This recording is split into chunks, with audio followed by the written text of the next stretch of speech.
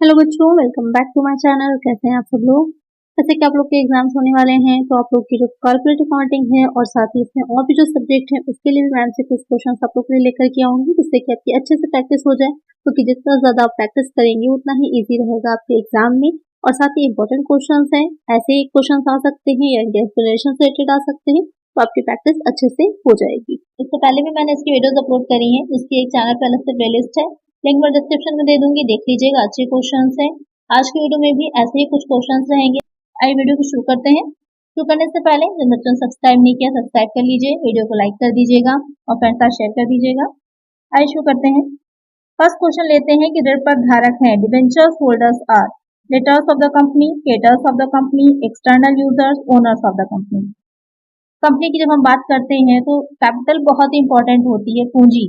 बिना कैपिटल के किसी भी कंपनी को शुरू नहीं किया जा सकता। कैपिटल बहुत इंपॉर्टेंट होती है। तो उस कैपिटल को लेने के लिए कंपनी क्या करती है, क्योंकि अगर एक प्राइवेट कंपनी है या एक छोटी कोई कंपनी है तो वहां पर तो हम कम कैपिटल से भी शुरू कर सकते हैं, लेकिन कोई बड़ी कंपनी है, पब्लिक कंपनी है, ज्वाइंट स्टॉक कंपनी है, वहां पर क्या रहता है कि हमें ज्यादा पूंजी की आवश्यकता होती है, ज्यादा कैपिटल चाहिए होती है। तो किसी एक व्यक्ति के पास पॉसिबल नहीं होता है इतनी कैपिटल का होना। तो वहां पर कंपनी क्या करती है, और जो उसके सोर्सेज होते हैं और तरीकों से कैपिटल को कलेक्ट करती है। वो कौन से तरीके हो जाते हैं, शेयर्स जारी करती है, डिबेंचर्स को जारी करती है, लोन्स लेती है, कई आपके तरीके हो जाते हैं। तो यहाँ पर जो अब शेयर्स क्या हो जाते हैं, डिबेंचर्स क्या हो जाते हैं, इन्हीं से रिलेटेड क्वेश्चन हम देखेंगे। तो यहाँ पर जो आपके ऋण पत्र धारक हैं, जो डिबेंचर होल्डर्स हैं, यानी कि जब कंपनी ऋण लेती है उसके लिए जो एक प्रमाण पत्र देती है, जो ऋण पत्र कहलाता है, डिबेंचर कहलाते हैं। तो यहाँ पर वो ऋण पत्र धारक जो होगा वो कंपनी का क्या होता है, कि उस कंपनी का देनदार होता है, लेनदार होता है, एक बाहरी उपयोगकर्ता होता है, या फिर कंपनी का स्वामी होता है, मालिक होता है। तो ऋण पत्र धारक क्या हो जाता है, कंपनी का लेनदार होता है, क्रेडिटर होता है। एक आंसर क्या हो जाएगा हमारा, ऑप्शन बी। नेक्स्ट क्वेश्चन है, ऋण पत्र इंगित करते हैं, debentures indicates the short term borrowings of a company, directors share in A company, the investment of equity share holders, long term borrowings of a company. तो क्वेश्चन में कह रहा है जो ऋणपत्रधारी होते हैं, ऋणपत्र होते हैं, वो किस चीज को इंडिकेट करते हैं, क्या बताते हैं कि किसी कंपनी का अल्पकालिक उधार कितना है, किसी कंपनी में निवेशकों के अंश कितने हैं, समता अंशधारियों का निवेश कितना है, या फिर किसी कंपनी का दीर्घकालिक ऋण कितना है। तो यहाँ पर जो डिबेंचर्स होंगे वो इंडिकेट करते हैं कि डिबेंचर्स जो होता है वो लॉन्ग टर्म लोन्स होते हैं, दीर्घकाल के लिए लिए जाते हैं। तो यहाँ पर जो डिबेंचर्स होंगी वो लॉन्ग टर्म बोरोइंग्स होती हैं एक कंपनी की। तो एक आंसर क्या होगा, ऑप्शन डी। जिस तरह से आपकी करेंट एसेट और फिक्स एसेट होती है जो लॉन्ग टर्म के लिए, शॉर्ट टर्म के लिए रहती है, इसी तरह से कैपिटल में भी रहता है कि कुछ लॉन्ग टर्म बोरोइंग्स होती है और कुछ शॉर्ट टर्म होती है। तो जो डिबेंचर्स होते हैं वो आपके लॉन्ग टर्म बोरोइंग्स होती हैं। एक आंसर हो जाएगा ऑप्शन डी। नेक्स्ट क्वेश्चन है, ऋण पत्र में ब्याज देय होता है, in debenture interest payable is transfer to general reserve, transfer to following fund investment account, charge against the fund profit, appropriation of the company's profit. तो जो ऋण पत्र होते हैं उनमें जो ब्याज दिया जाता है वो किस तरह से निकाला जाता है, किस तरह से लिया जाता है। तो यहाँ पर जो कंपनी का प्रॉफिट हो रहा होता है, जो फर्म का एक प्रॉफिट हो रहा होता है, उस पर चार्ज किया जाता है, charge against the firm profit. थोड़ा सा क्वेश्चन को घुमा करके दिया गया है। जो डिबेंचर का आप इंटरेस्ट पे कर रहे होते हैं वो कंपनी के प्रॉफिट से कर रहे होते हैं।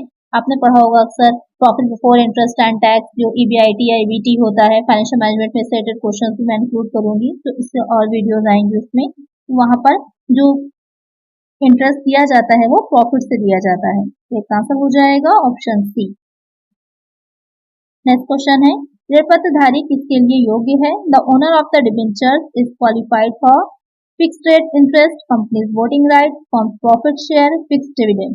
क्वेश्चन में पूछ रहा है जो एक ऋण पत्रधारी होगा जिसने की डिबेंचर्स लिए हैं कंपनी के, उसको डिबेंचर होल्डर बोलते हैं। तो डिबेंचर होल्डर जो होगा वो किस चीज के लिए क्वालिफाई होता है, कि निश्चित दर पर ब्याज पाने के लिए, कंपनी में मताधिकार के लिए, फर्म के लाभ में हिस्से के लिए, निश्चित लाभांश के लिए।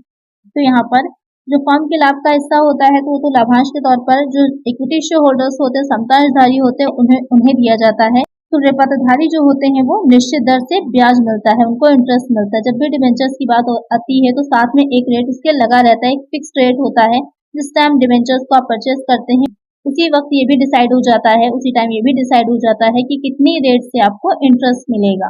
साथ में उसकी परसेंट जुड़ी रहती है। तो यहाँ पर जो ऋण पत्रधारी होते हैं एक निश्चित दर से एक फिक्स रेट से इंटरेस्ट पाने के लिए क्वालिफाई होते हैं। इसका आंसर क्या होगा? Option A. बाकी कंपनी के मताधिकार जो वोटिंग राइट्स होता है ये सब समतांशधारियों को दिए जाते हैं। यह एक निश्चित लाभांश है या फिर फर्म में लाभ का हिस्सा है, ये सभी अंशधारियों को मिलता है, इक्विटी शेयर होल्डर्स को मिलता है। एक आंसर हो जाएगा ऑप्शन ए। नेक्स्ट क्वेश्चन है डिबेंचर एप्लीकेशन अकाउंट किस प्रकार का खाता है?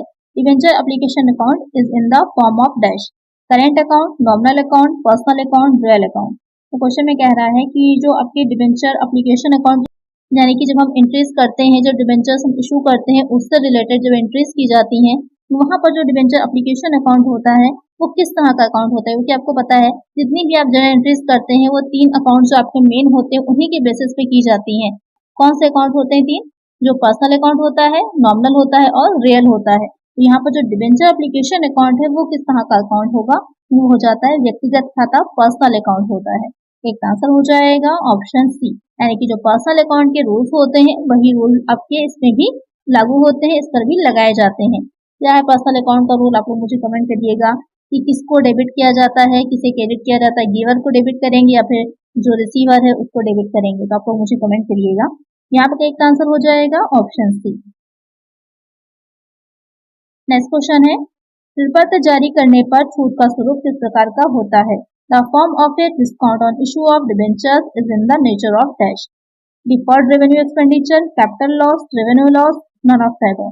तो आपने पूंजीगत हानि, राजस्व हानि या फिर अस्थगित राजस्व व्यय के बारे में पढ़ा होगा। इस पर एक अलग से वीडियो मैं लाऊंगी जहां पर आप लोग को इसके बारे में काफी इंपॉर्टेंट है। इससे रिलेटेड क्वेश्चन आते हैं पूंजीगत और आयगत। कई जगह कंफ्यूजन होती है कि कौन से पूंजीगत व्यय होंगे, कौन से आयगत होंगे, कैपिटल एक्सपेंडिचर होंगे, रेवेन्यू एक्सपेंडिचर होंगे। इस पर एक सेपरेट वीडियो आपकी आएगी। यहाँ पर जो क्वेश्चन मैं आपसे पूछ रहा है कि जब हम डिबेंचर्स को जारी करते हैं तो वहां पर जो इशू करने में हम उसे डिस्काउंट दिया जाता है वो डिस्काउंट किस तरह का उसका नेचर रहता है? तो वो हो जाता है पूंजीगत हानि, कैपिटल लॉस। एक आंसर हो जाएगा ऑप्शन बी, क्योंकि आपके लॉन्ग टर्म से रिलेटेड हो जाते हैं, लॉन्ग टर्म बोरोइंग्स होती हैं, इस वजह से ये कैपिटल लॉस माना जाएगा। एक आंसर होगा ऑप्शन बी। नेक्स्ट क्वेश्चन है ऋण पत्र जारी करने पर हानि को माना जाता है, loss on issue of debentures is treated as. अभी हमने पढ़ा कि ये क्या है, आपकी जो पूंजीगत हानि है कैपिटल लॉस है। अब ये पूछ रहा है इसको हम कैसे ट्रीट करते हैं? जब अपने अकाउंट्स में हम इसको दिखा रहे हैं तो वहां पर हम इसे किस तरह से ट्रीट करते हैं? क्या मानते हैं? संपत्ति मानते हैं या फिर दायित्व मानते हैं? Miscellaneous expenditure, intangible asset, current liability. जब अपने अकाउंट्स बनाते हैं, अपनी बैलेंस शीट बनाते हैं तो वहां पर आपकी एक साइड लायबिलिटी आती है, दूसरी साइड एसेट आ जाती है। एसेट साइड में फिक्स्ड एसेट हम डालते हैं, इंटेंजिबल एसेट्स डालते हैं, करंट एसेट डालते हैं, उसके बाद हम डालते हैं मिसलेनियस एक्सपेंडिचर्स। जब हम मिसलेनियस एक्सपेंडिचर्स डालते हैं तो वहां पर हम इसको दिखाते हैं। क्यों? क्योंकि इसको रिटर्न ऑफ धीरे धीरे क्या होता है, जैसे जैसे प्रॉफिट होता जाता है कंपनी इसको रिटर्न ऑफ करती जाती है। तो यहाँ पर इसे हम जो आपका एसेट साइड है वहां पर दिखाते हैं। किस साइड में दिखाएंगे? मिसलेनियस एक्सपेंडिचर में दिखाते हैं। एक आंसर हो जाएगा हमारा ऑप्शन ए। नेक्स्ट क्वेश्चन है सुरक्षित ऋण पत्र को क्या कहा जाता है? Secure debentures is known as mortgage debenture, convertible debenture, unsecure debentures, none of the above. Question में पूछ रहा है कि जो सिक्योर डिबेंचर्स होते हैं, जो ऋण पत्र होते हैं वो भी आपके कई तरह के होते हैं, परिवर्तनीय, अपरिवर्तनीय, सुरक्षित होते हैं, असुरक्षित होते हैं, कई तरह के रहते हैं। यहाँ पर जो पूछ रहा है जो सुरक्षित ऋण पत्र होते हैं उन्हें क्या कहा जाएगा, उन्हें किस नाम से पहचाना जाता है? तो यहाँ पर जो सुरक्षित ऋण पत्र होते हैं, बंधक ऋण पत्र, परिवर्तनीय ऋण पत्र, असुरक्षित ऋण पत्र, वो कहलाते हैं बंधक ऋण पत्र या फिर मोर्टगेज डिबेंचर्स। यानी कि सिक्योर डिबेंचर का मतलब ये है कि उसपे कोई भी एसेट जो कंपनी की होती है वो प्रभार के तौर पर रखी हुई होती है कि अगर कंपनी उनकी जो डिबेंचर्स है उनका जो भी अमाउंट है वो नहीं चुका पाती है तो वहां पर जिस संपत्ति के को रख करके सिक्योरिटी के लिए उनको डिबेंचर्स दिए गए थे उस संपत्ति से या उस संपत्ति को सेल करके उसका अमाउंट निकाल लिया जाएगा। यहाँ पर एक आंसर हो जाता है ऑप्शन ए।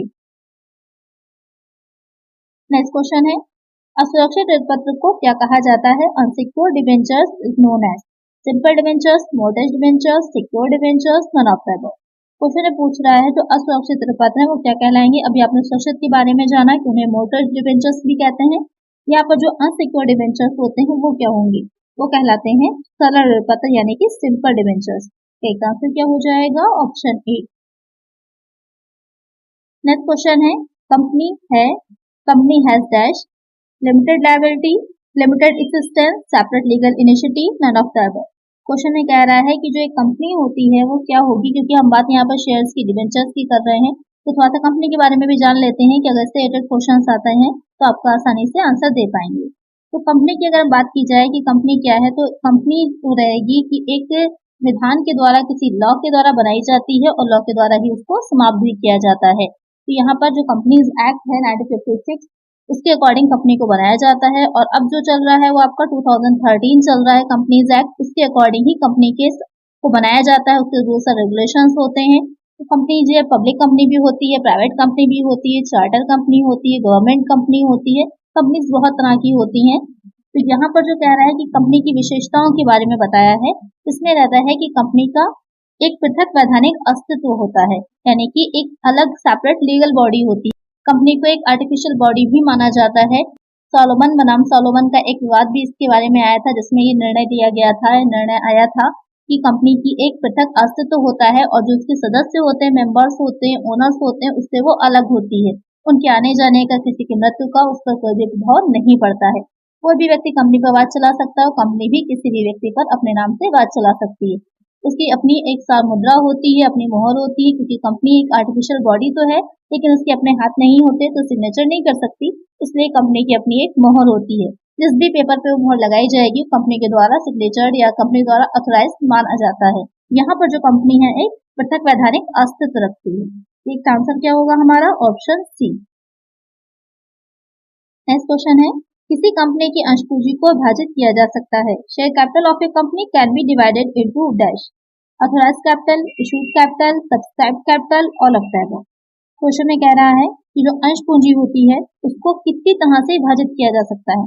तो ये कई तरह की होती है। एक पूंजी जो हो जाती है, जो ऑथराइज्ड कैपिटल अधिकृत पूंजी होती है, जो कि कंपनी की, आपने पढ़ा होगा, मेमोरेंडम ऑफ एसोसिएशन बनाया जाता है कंपनी का, यानी कि जो पार्षद सीमा नियम बनाया जाता है, पार्षद अंतर नियम, सीमा नियम के बारे में आपने सुना होगा, मेमोरेंडम ऑफ एसोसिएशन और आर्टिकल्स ऑफ एसोसिएशन। तो जब कंपनी का इनकॉर्पोरेशन हो रहा होता है, समामेलन हो रहा होता है, वहां पर इसको बनाया जाता है।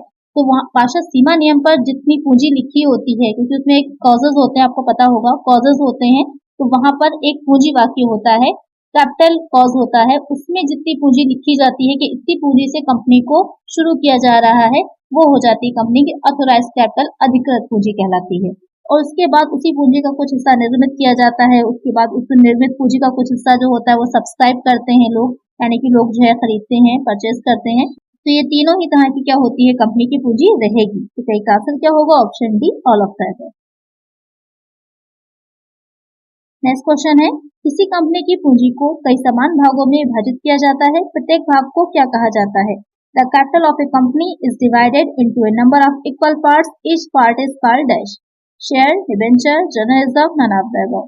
आपने तो समझ लिया कि ऋणपत्र क्या होते हैं, अंश क्या होता है। तो अगर बात हम करते हैं शेयर की, कि शेयर का नाम तो बहुत लेते हैं लेकिन एग्जैक्टली शेयर होता क्या है, उसकी डिफिनेशन क्या होगी। तो यहाँ पर उसकी डिफिनेशन की अगर हम बात करें तो कंपनी की कैपिटल होती है, उस कैपिटल के वो कुछ टुकड़े बांटती है, कुछ जो छोटे छोटे हिस्सों में उसे बांट देती है अपनी कैपिटल को, और उसका एक हिस्सा जो होता है वो अंश कहलाता है, शेयर कहलाता है। तो यहाँ पर जो क्वेश्चन आपसे पूछ रहा था कि कंपनी की पूंजी जो कई भागों में विभाजित होती है, प्रत्येक भाग क्या कहलाएगा, वो हो जाता है अंश, शेयर्स। तो इसका आंसर क्या हो जाएगा हमारा? Option A. नेक्स्ट क्वेश्चन है, समता अंशधारी कंपनी के हैं, equity share holders are dash, owners, creditors, customer of company, none of the above. बहुत ही सिंपल सा और इजी सा क्वेश्चन है, जल्दी से मुझे कमेंट करिए इसका करेक्ट आंसर कि क्या होंगे। तो समता अंशधारी होते हैं वो कंपनी के क्या होंगे। नेक्स्ट वीडियो जो आएगी, जिन जिन बच्चों ने सही कमेंट किया होगा उनके बच्चों के सबके नाम मैं मेंशन करूंगी, तो यहाँ पर इसका आंसर मुझे कमेंट करिएगा। चलिए नेक्स्ट क्वेश्चन लेते हैं, किसी कंपनी के ऋणपत्र जारी किए जा सकते हैं। Debentures of a company can be issued for cash, for consideration other than cash, as a collateral security, all of the above. Question पूछ रहा है, एक कंपनी है जो उसके ऋण पत्र हैं वो किस तरह से जारी किए जा सकते हैं, नकद के लिए या फिर नकद के अलावा अन्य प्रतिफल के लिए, संपार्श्विक सुरक्षा के रूप में, या फिर ये सभी। तो जो कंपनी है उसके जो डिबेंचर्स को जारी करती है वो इन तीनों ही रूपों में कर सकती है, कैश के लिए भी कर सकती है या फिर कैश के अलावा प्रतिफल के लिए, जैसे कि जो कंपनी के प्रमोटर्स होते हैं, कंपनी के प्रवर्तक होते हैं, जो कि कंपनी को बनाने में, जो कंपनी का एक आइडिया आता है पहली बार कि किस तरह से कंपनी को बनाना है, उससे लेकर के कंपनी के जो व्यवसाय है, बिजनेस उसके रन करने तक कंपनी को संभालते हैं, वो प्रमोटर्स कहलाते हैं, प्रवर्तक जिसे कहा जाता है। तो उनको भी कभी कभी जो उनका रेम्युनरेशन दिया जाता है, तो उनको भी डिबेंचर्स जारी किए जा सकते हैं। और साथ ही कोलैटरल सिक्योरिटी के तौर पर भी, कि कभी हमें किसी के कोई सिक्योरिटी के तौर पर देना है, तो वहां पर भी हम डिबेंचर्स को दे सकते हैं। तो ये तीनों ही ऑप्शन करेक्ट हो जाएंगे। तो एक आंसर होगा option D, all of the above. Next question है, ऋण पत्र है, debentures are short term loan, long term loan, dividend, none of these. तो क्वेश्चन ने पूछा जो डिबेंचर्स होते हैं वो किस तरह के ऋण होते हैं। तो डिबेंचर्स हो जाते हैं लॉन्ग टर्म लोन होते हैं, दीर्घकालिक ऋण होते हैं। एक आंसर क्या होगा हमारा, ऑप्शन बी। आज की वीडियो में इतना ही। आई होप आपको वीडियो अच्छी लगी होगी, क्वेश्चंस अच्छे लगे होंगे। अगर वीडियो अच्छी लगी है तो एक लाइक जरूर करिएगा और इसी तरह की वीडियोस के लिए चैनल को सब्सक्राइब कर लीजिएगा और फ्रेंड्स तक वीडियो को शेयर भी करिएगा। मिलते हैं नेक्स्ट वीडियो में कुछ और नए क्वेश्चंस के साथ। Thank you.